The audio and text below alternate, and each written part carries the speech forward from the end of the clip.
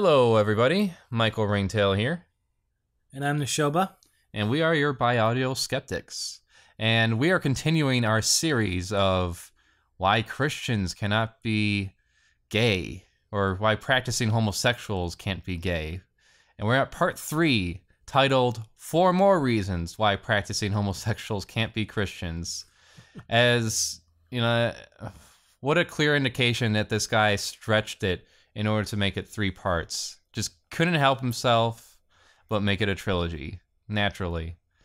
So, do we want to waste any more time, or do you want to just dive right into these last 4 reasons? Let's just dive right into it, and I'll start off here. Here are 4 more arguments arguments from Larry Tomschlep. 7. Number 7. The holy numbers, number 7. Some people are definitely more susceptible to homosexuality than others. Proclivity versus practice. Proclivity versus practice, yeah. Some individuals are weird, more towards these artistic areas. Wired. Oh, weird. Oh, so let me start again. Some individuals are wired more towards these artistic areas. Music, singing, dance, poetry, cooking, clothing design, hairstyling, and painting, as opposed to more manly, gentleman-like things like football, baseball, basketball, hunting, wrestling, and other athletics. These differences are healthy and make for diversity in the human family. Yet if a dad who enjoys contact sports ridicules his son who doesn't, he might turn him gay magically. Or if a parent doesn't affirm a daughter's femininity, a child can feel misunderstood and rejected and most vulnerable to outside negative influences, like a penis invading their asshole. One of my sons was more athletic than the other and the other one was more artistic. I try to affirm their bent with unconditional love while helping both develop their masculinity, as if there's, again, a certain way you have to be if you're born with a penis. Today, my oldest son is about to be married and is a type A leader running aggressive political campaigns. My younger son has been married for over a decade, has 2 adopted sons, and is the pastor of a thriving church. I wonder which one is the artistic one and a pastor of a thriving church. I'm thinking it's the artistic guy. I just picture him marrying a wife and not able to get it up for her and having to adopt kids. I don't know. That's just my imagination going crazy here. I'm just going to put out here first, like, okay, so this individual Tom here is trying to basically say that if you're, more artsy-fartsy, we shouldn't discriminate against them, but we need to help develop their masculine traits. No, he's basically saying right there, if you're into cooking, music, singing, dance, poetry, whatever, clothing design, hairstyling, painting, you're gay. He's literally saying that in this article. Like, he's so fucking unbelievably stupid, okay? No, he's actually acknowledging a clear fact that most people that are like him don't like seeing their sons go into unmanly things like focusing on music writing or artistic endeavors.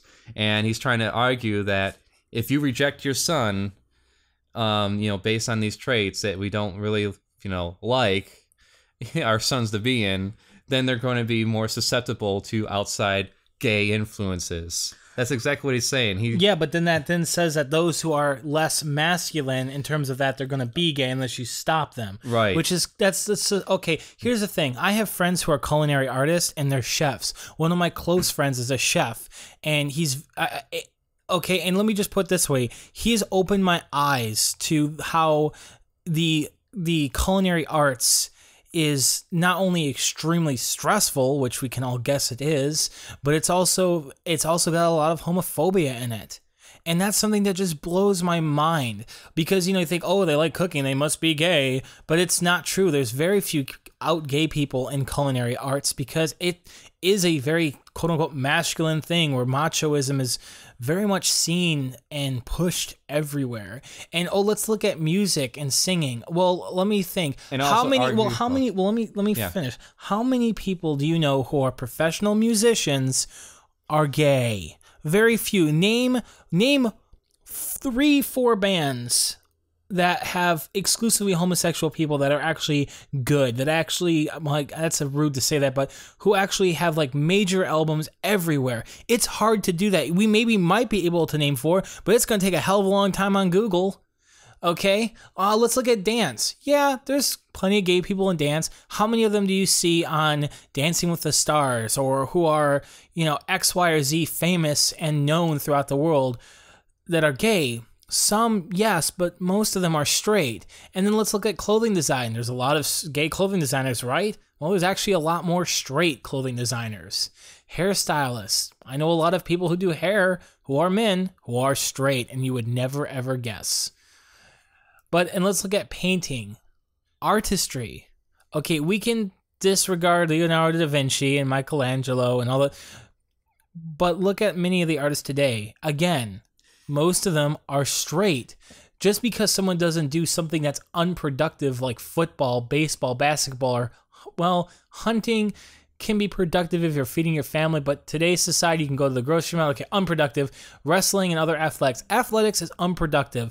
All it does is make you fit, so you have a nice body so you can get laid, okay? It's productive in reproduction. And who's to say that, you can't be gay and a basketball player or a hunter? I mean, I know more people who are gay who are athletic than I do people who are gay and non-athletic. And I'm a gay person who's very athletic. I love playing paintball, and I like playing competitive, speedball, which is tournament paintball for PCP, or PSP, I mean, Professional Sports Paintball, PCP. But yeah, Professional Sports Paintball. And I'm very athletic. Andy, my husband, is not. He's more into art and writing and poetry and things like that. What a duality, I mean, I like doing those things too, but I really do like being athletic. I like driving nice cars and learning all about engines and all that other wonderful things that come along with what's supposedly masculine. So this guy's argument is complete bullshit. And I know a lot of people in the car scene, the Rice or tuner scene, whatever, who are completely gay and are not afraid to hide it, and no one gives a shit. It's just the idea that somehow, some way, if you're a father or a mother that rejects their child, it's going to allow the gay agenda to come up and, strike them right in the rear somehow. Let's move on to number 8 here, because my head's already oozing. I'll read this one. There is a difference between desire and deed. What? Let's find out. Oh my God. Okay. So we're reading this one for the first time, by the way, folks. We didn't reread this. So if we screw up some words here, like Andy's weird instead of wired, this is more on the cuff. So, many good people lay in their beds wrestling with feelings and fantasies regarding homosexuality. Oh, at least he addresses that topic firsthand. Just because someone is tempted in an area does not mean they are guilty of sexual misconduct. As they say, you can't stop birds flying around your head, but you can stop them from building a nest in your hair. Oh, what a cute analogy. So pointless. Anyway, also, just because someone has homosexual desires and states they don't feel there's anything wrong with acting upon them, that doesn't make it right. Objective standards, not subjective feelings, have to govern our lives, or else people can justify all kinds of behavior, such as pedophilia, rape, or child molestation. Isn't that the same fucking thing? Well, pedophilia and child molestation technically, yeah, go hand in hand. Oh, he means not child porn, because, yeah. Whatever. But anyways, the Brown University...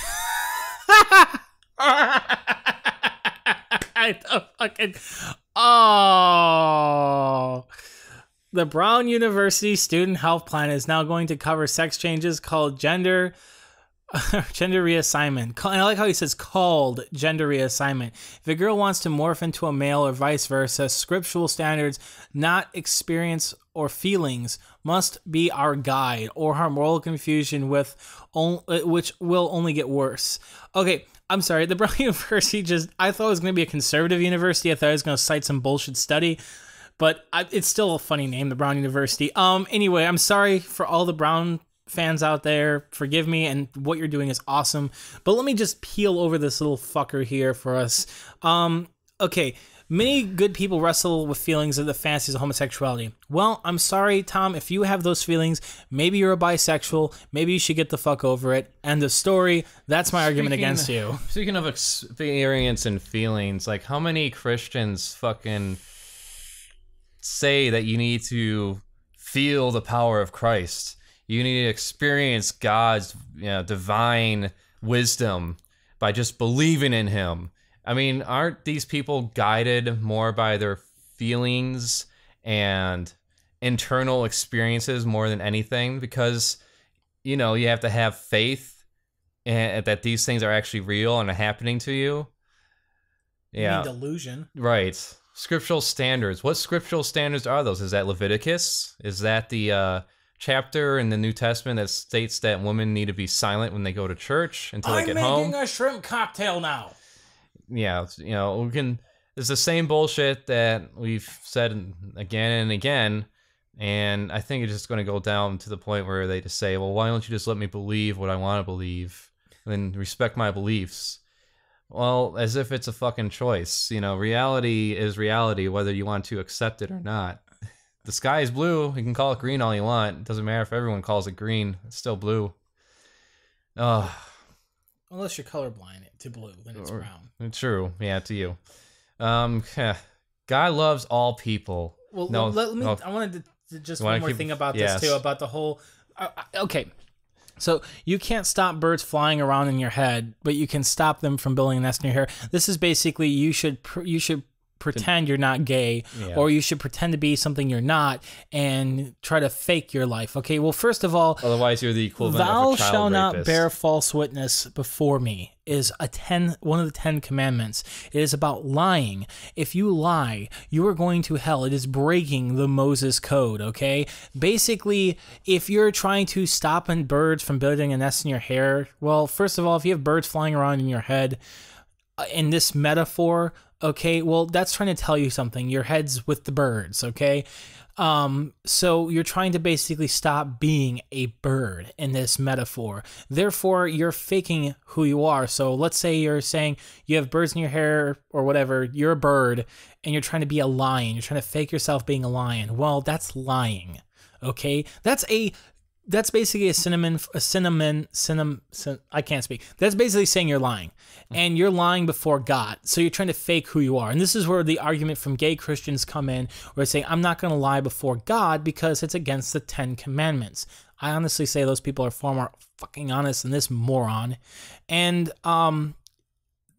here's another thing. The whole argument about pedophilia, look, those are separate arguments for another time and another day. They have nothing to do with homosexuality. If you're saying, well, you can basically, you can convince yourself of anything. This is when I talk to people who heavily believe in that. This is people who I've had associates. I won't call them friends, but I have associates who I've used this argument to. They say that God is what keeps us moral and sound. And I've said to them, well, if there wasn't God, what would you go around murdering everyone in your wake? Would you go around killing people because you don't have a God to tell you what to do? And some of them have said yes. If you need a sky daddy of fear, of eternal pain and torture to prevent yourself from hurting someone, there's a problem with you, okay? Gay people, good or bad, I guess you could say, our desire for someone of the same sex is nothing that hurts anyone. It's nowhere near this whole evil thing, and on top of that, you cannot equate something that does no harm to something that does. And yeah, if they want to get into the whole, well, if we allow gay marriage and homosexuals to run around or run amok, it leads to pedophilia and rape being lesser of a crime or completely legal. Who's going to make that argument? How can you make that argument? Well, actually, is it something that anyone ever addresses? Like, okay, fine. You want to talk about pedophilia? Okay, well, let's talk about pedophilia. Why is it wrong? Well, let's see. I don't know. There's hundreds of thousands of studies on how it affects children who are violated, how it affects their livelihoods, their development. A lot of them develop. Well, I mean, well, I want to interject here. The Supreme Court, our justices actually brought up that slippery slope fallacy and used it as a questioning term against the plaintiffs or the defense. I can't remember who's who anymore, but basically against us gay people for our fight to marriage equality today. They basically use that slippery slope fallacy. If we allow gays to marry, what's to say it's not going to open the floodgates to polygamy? Well, here's the thing. Instead of arguing that that's a completely separate point, our side basically just kind of brushed it away, which was fucking pathetically bad. So instead of completely saying that's something completely different, polygamy can be argued on its own merits. Yeah, it has nothing to do with it. And who fucking cares? So what if you have to? What if it opens a door to someone presenting polygamy? Again, like like Fishoba said, it's its own merits. It can stand on its own fucking merits, whether or not it should be legal or not. It's an argument for another fucking day. Like, what does it make you fucking uncomfortable to talk about it? And that's why we got to bar gay marriage from happening, that people might start bringing that up more as if they haven't brought it up already. Years and years and years ago. Anyways, let's get to number 9 here. Ooh, we got Manifest Destiny coming up. Number 9. God loves all people, and it is his plan to see us change to fulfill our destiny. It is your destiny. Jesus Christ welcomed and accepted everyone, but called them to change unrighteous lifestyles. The adulteress, the multi-lover Samaritan, the corrupt tax collectors. They said, "Go and sin no more." And then they obeyed. They discovered the same life of freedom, peace, and joy available to us today. Oh my God. Okay, first of all, if we work Praise the dark side. If we work on that, Andy, I think you could really do a good Palpatine there. We just need to shave your head and give you like weird brain face. I don't have to look like Palpatine for it. It would be perfect. Anyway, so, okay, this is the Manifest Destiny bullshit here, where there's this divine bullshit plan that no one can prove, and it's running on Pascal's wager again. And here's Puppeteer. The puppeteer. Pulling the strings. So, go and sin no more. Well, here's the thing. Homosexuality isn't a sin because, well, first of all, there's nothing wrong with it at all, even in your fucking mind. And secondly, it's not a sin. There's no such thing as sin. Thank you. There's no such fucking thing as sin because there's no such thing as God. I'm sorry, but, well, I'm not sorry, but there isn't. And you can't point your finger and say something's a sin when there's a million things you have done in your life that are sinful and condemned and all this other stuff by the same code of book that you're trying to throw at us. Cast the first stone. Next, homosexual behavior can be changed as evidence by multitudes throughout America and in the Bible. Oh, well, they added in the Bible in this one. Okay. You can the go. Most trustworthy book ever. Let's have you do the first paragraph. I'll do the markers. And then, Jesus, here we go. Yeah. Yeah, Jesus indeed. I personally know a woman who left a lesbian lifestyle after 42 years, and a male former homosexual who today is married with numerous children. I'm going to let it go that he doesn't name them because, protection, whatever. I get it. Organizations helping homosexuals find freedom through compassionate counseling are filled with the testimonies of thousands of real people who really have changed. Consider also high-profile celebrities who've done likewise.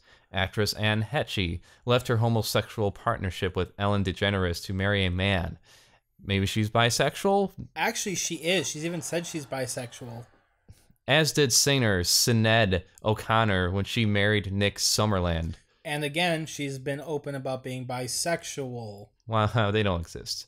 3-time MVP in the WNBA and 2-time gold medalist Shirley Swoops actually did it in reverse. She was married with an 8-year-old... she was married with an 8-year-old when she decided to divorce her husband for her lover, Elisa Scott. Wait, what? Oh my God! Okay, she was married. She was married in an 8-year relationship. She was married in a straight relationship, hiding who she was, or supposedly, because I believe she's bisexual as well. But she had an 8-year-old son, and then she divorced her husband, and now she's with a woman. Which who fucking cares? She's bisexual. Who cares? And she might be a full lesbian. I'm not sure. Just the way that sentence was, it made it sound like she was married with, literally married with an 8-year-old. Not okay. Hun, yeah. Christians haven't had their way yet. Right. Go ahead with the last one. Okay, going from straight to gay or gay to straight undermines a theory that sexual orientation is inherited and unchangeable. You might call this inconvenient truth. Inconvenient truth. And zing. California has even passed a law forbidding anyone to counsel anyone under the age of 18 that change is possible. Okay, well, let me put this way. I've mentioned in my other videos here and on these series, I believe that I'm an ex-gay survivor. I'm very proud to be a survivor. I'm not proud of what I've experienced. And those fucking memories haunt me to this fucking day. And just even thinking about it, just talking about it, brings back the pain that I've gone through. And it's excruciating. I still have night terrors of Fred hanging himself in the bathroom, okay, of that facility. There's nothing that will ever erase that image from my mind. And that's ex-gay therapy. That's what I experienced. So someone could say, oh, well, it's not always like that. Well, you know what? Why don't you just go fucking watch Kidnap for Christ and come back to me and say, now you should see what a real person goes through in this kind of situation. That's a light situation compared to some of the things that I've been through with my ex-gay therapy. And let's do the whole, it's not bad all the time. Here's the thing, okay? There's such a thing as bisexuality, and he's bisexual. Means you like both sexes. Sometimes not as equally as the other, but that's superfluous right now to this conversation. There has never been a single true case of people being turned straight who are gay. Many leaders of this ex-gay movement, you could call it, have come out decades later as completely gay. These are the ones running the show as gay, marrying their partners that they've been together now with for some time, sometimes in the closet while they're still doing this charade, and begging for forgiveness for all the lives they destroyed. And it's been shown by every major mental and medical organization out there that it is child abuse. It is abuse in general. It's illegally bad, okay? Many people, many doctors, or I should say most doctors and almost all of science have said that this practice is supremely immoral. Well, not immoral. Well, it is immoral, but it's also extremely unethical, and it almost always causes harm.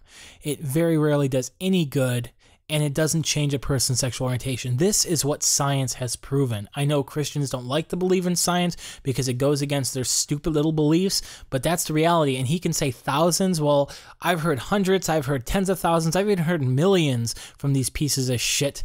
And guess what? No one has ever gone straight to gay. As a person who's tried, I can tell you it doesn't fucking work. Especially when the person who was trying to make me straight and shocking me with electrodes was also threatening to rape me if I didn't or told anyone about what was going on. So, yeah, fun. Complete bullshit. And then using two or three people here in this little bulletin board thing, bullshit, bullet points, I should say, is completely fallacious. It doesn't do shit. It's oh, so someone's bisexual. Okay. Well, that doesn't mean anything. What's your argument against bisexuality? It just doesn't exist. Yeah, that's they're confused, right? Bisexuality to these fundamentalist Christians doesn't exist because everything's black and white. Good and evil, black and white, night and day, gay or straight, Christian or evil. And the thing is that that's not how it works. So, and then the final paragraph, in light of all we examined, it should be clear to anyone who calls, writes, or asks about the issue we've discussed that there really are answers to the legitimate question being asked. Wait, what question? This isn't a question. No, he's talking about addressing questions about homosexuality and Christians. Well, he doesn't post a question, though. It's his title. This is the answer to those questions. I know that, but I'm just saying that it's just a statement. Never mind. Yeah. Maybe, being asked, maybe the reader believed some of the myths and misinformation circling in our culture, believing them to be fact.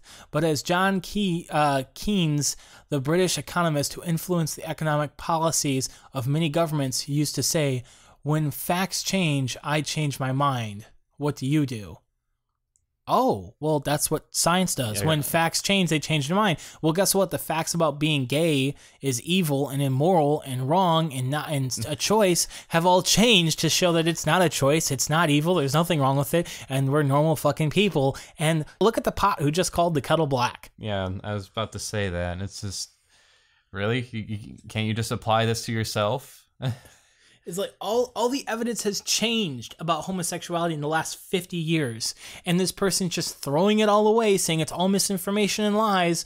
And when the facts change, I change my mind. What do? The facts against gay people being evil were always there for I'd say millennia, but hundreds and hundreds of years. Now we're showing that we're not evil. And his response is the opposite of that. It's so stupid. Another misquote by a stupid, idiot, frickin' moron. Yeah, about all I can say about that. So that's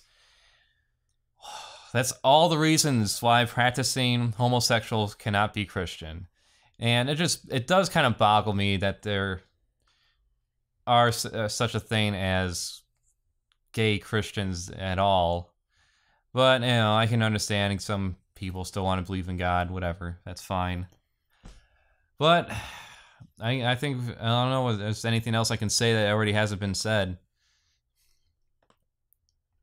There's comments. Oh, let's take a look at some comments. Let's just read the first one. It's by Dean. This article shares two extremes in number 10. Two examples in number 10.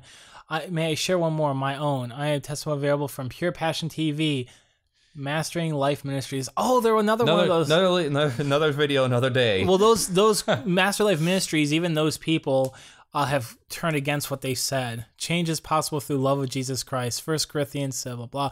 Okay, so he's basically just quoting the Bible. The reference to the men who had sex was not added until 1940s. That's really funny. And then people are just basically booing him. Oh my God. Sodomy is still an abomination unto God, and he still hates all sexual sins, and homosexual is one of those. Hashtag that is all. And then one person is basically trying to quote scripture against scripture, which is stupid. Oh my God. Yeah, I'm not going to read. You have the right spirit. Hate the sin, not the sinner. That's so stupid. Oh my God. Save the sinner from the sins. Yeah, that's. Oh God. Haven't heard that before. Yeah. Yeah, enough of this. I hate comment section because they're all fucking useless. It's so funny and stupid. Oh my God. Well, that's it. Hope you enjoyed that. More to come down the road. Yep. If you like this video, you can subscribe to this channel, Lemur Talks.